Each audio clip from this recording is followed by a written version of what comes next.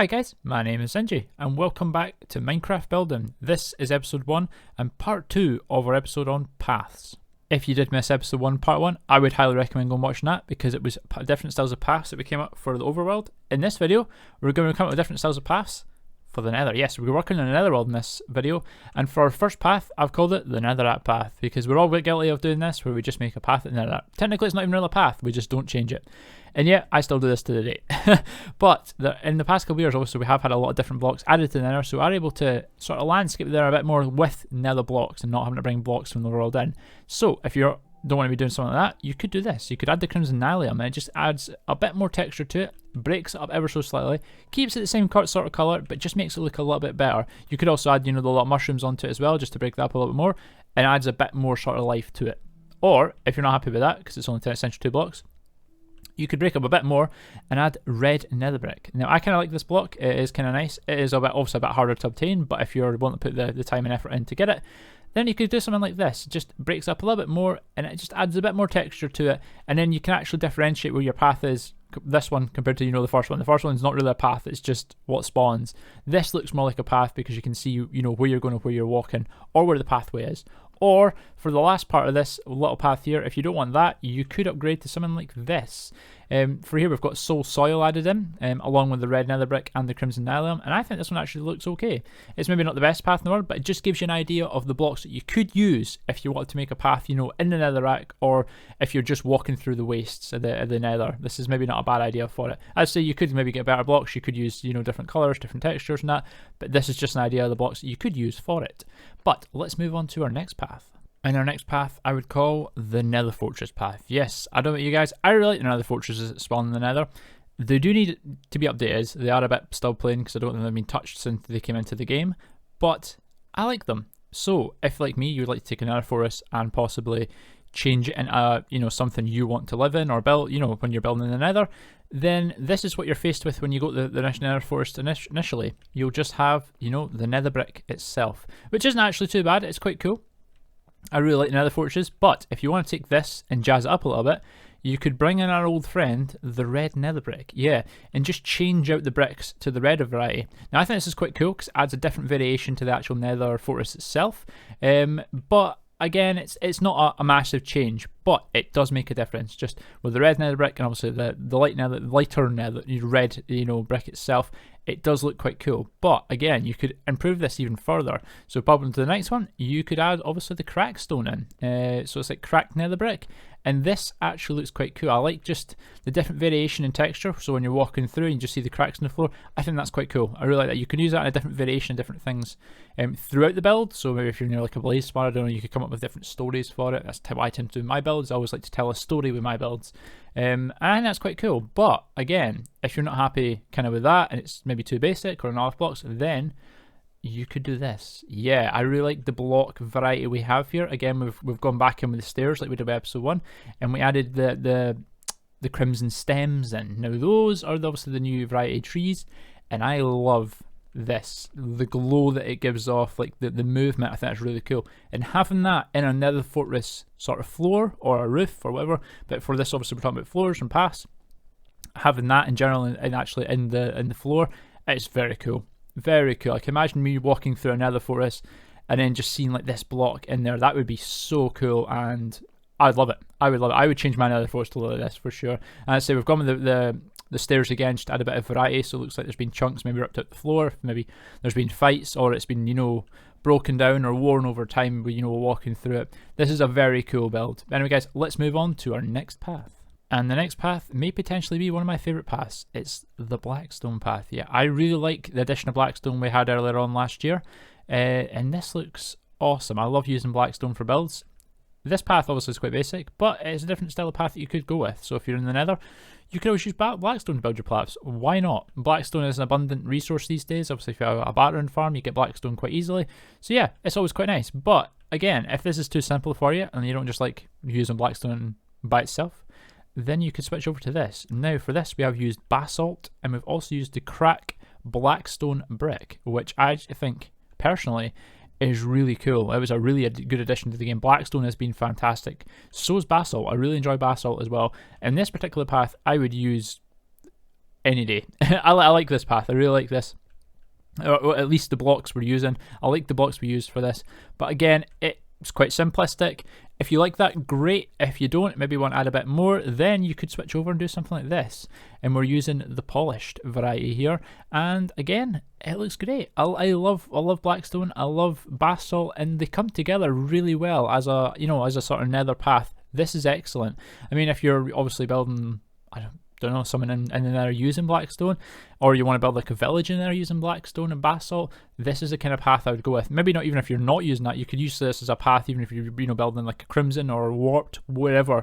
This path would go quite well in the Nether. It's very Nether oriented, it's very volcanic. That's the way I kind of look at it. So even if you're building something in Overworld and using a volcano, you could always get away with building past this. It's quite cool. But last but not least, I bring you to this path, and for this we used polished basalt. We're using the stairs again, and those two little additions I think you know, complement the build quite well. Again, the stairs, just so if you've got chunks taken out of your paths, you know, they've been, you know, walked on a lot, they've been worn away over time, that just brings that in really nicely. And I really like the polished basalt. Polished basalt is one of my newer favourite blocks. I tend to try and use that where I can these days, and I think it complements a path like this really, really well. I absolutely love the Blackstone Path. This is probably one of my favourite builds for the ones I have in this video, and yeah, it just gives an idea of maybe what you could do with Blackstone in the Nether, but maybe you could use this for the overworld as well. Who knows? Just whatever you're thinking, guys. But yeah, this is definitely one of my favourite Nether paths that I have built, but I hope this gives you guys an idea of what you can maybe do with Blackstone. And also with the addition of basalt as well, maybe you can combine both and come up with something like this, or you could use this if you wish. It's nice to have a little bit of variety in Minecraft, and this is definitely my favourite. But anyway, let's move on to our next path. And our next path, I would probably say, is more suited for building in a warped forest or a warped area. Yeah, we are going to be using the warped wood for this. This is just the warped planks. I think these alone are very cool. I like the coloration of these, and I think they were a very good addition between these and the crimson. I think they're absolutely amazing. But this is just a basic one. This is kind of like what we did in the first video with just the wood. So if this is too basic for you, you could mix things up and go with the stripped variety of the actual warped trees. I think this is really cool. I love the warped wood. It's such a cool addition. It's really weird colour, the turquoisey, but it's really nice as well. Really nice. And as I say, with this, you could use the stripped variety, and you can do it in a different, you know, different way, sort of laid down. So we've got one going putting this way, and we've got one putting this way, and that just adds a little bit of different variation in the actual design and the texture itself. It just makes it look a bit better. But if this is again too simple for you, then you can mix up again and go with the warped block here, the warped nylium, and that just adds a bit more variety again to it. And I think this is actually quite nice. I really like the look of this and the way it's sort of laid out, and everything complements each other. I know it's all kind of the same sort of colour, but we'll fix that in a second when we come to our last part. But again, this alone, if I were to make this, I'd be very happy with this. But again, guys, this is just give you guys an idea of what we could do with these blocks. And if you're in a warped forest and you're building a warped forest, this would be quite a nice path, I believe. But again, if you're not happy with that and you do want to change things up, then you could come to this. Yeah, we've used a lot of the different warp stuff here, and I think it looks really cool. Yeah, it looks awesome. I love the the variation of the warped wood. That is awesome. We have also the planks. We have the strip planks. We have the crimson, not the crimson, the warped nylium there. This is the nylium blocks, from the actual trees themselves, and everything really just works here. Even adding the stems in here, I think that works quite well because we've not stripped those are just standard. But even though they're different color, even just having just that variation just in the animation itself, it works really well with the path. And I would be more than happy to build this in a warped forest. I think it would look really cool. And I really like it. I hope it's giving you guys an idea. Maybe if you are building a warped forest, this is kind of what you could do, or you can get away. I mean, you don't often necessarily use all these blocks. You could tone this back majorly. This is just a lot. I know this is a lot of blocks in one little area, but it gives you an idea of what's possible and what you can do. And I hope it helps you guys, or gives you guys ideas of what you're able to do if you are building a warped forest, or if you're going to be building a warped forest in the future, or if you haven't thought about it, then maybe this gives you an idea that building warped forests aren't all too bad. But anyway, guys, let's move on to the last path for this video. And last but not least, I'm sure you saw it coming, it's the Crimson Path. Yeah, just much like the actual warp path before us, the Crimson Path is going to be very similar. So we're using the Crimson planks just as a path going through the Crimson Forest, if you're ever building there. I think this alone is really nice. As I say, I like the new textures and all the new blocks we got added to the Nether last year. This is really nice alone, but if this is too basic for you, want to maybe jazz up a little bit, then pretty much like the warped one, then you add in the wood. And for this, we're using the strip wood like we did for the warp one, and just changing the direction of which you're placing it down, as we have it here, just adds that little bit extra texture to it and a little bit extra variation and makes it look that little bit nicer. But again, if this is still too basic for you, then you could add another warp block like so. And again, the addition of just having the different colour, I know it's a lot redder than maybe the sort of slightly purple, but I think it personally makes it look quite nice. Obviously, if you don't, then you don't have to use it. You know, you can come up with other blocks, and I mean, there's plenty of other blocks these days. But it's just kind of nice to put it on throughout. I think it gives it a bit of variation, and again, adds more to the build. But if you want to add even more to your build, then you could do this.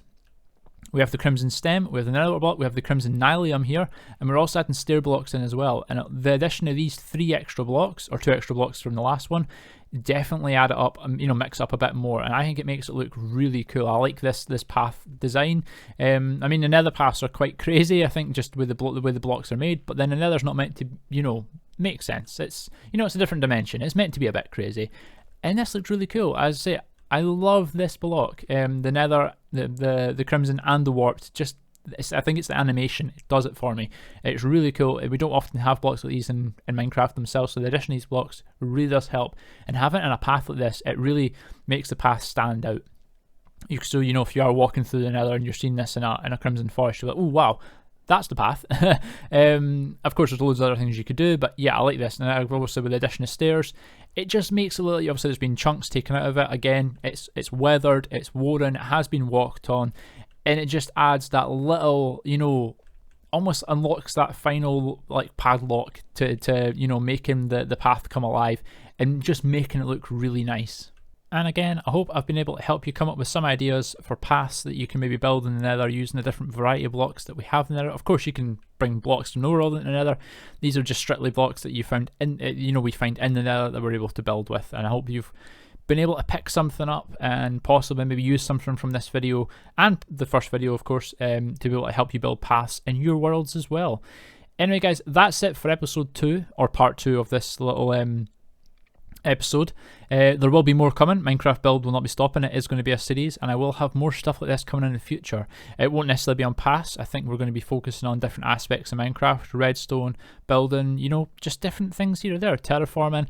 I just want to sort of cover all and try and help you guys where I can. Also, if you do have any requests for stuff, by all means leave it down in the comment section down below in the video. That'd be really cool. It would give me an idea maybe what you guys want to see. But that's going to be it for today. Anyway, guys, if you have liked this video, by all means, drop a like on the video. That'd be really cool. And if you are new and this is your first time watching my videos, then please consider subscribing to my channel. It's free and it really helps me as well. And it'd be really great of you to do that. Anyway, guys, that's it from me today. And I'll catch you guys in the next video. Bye, guys.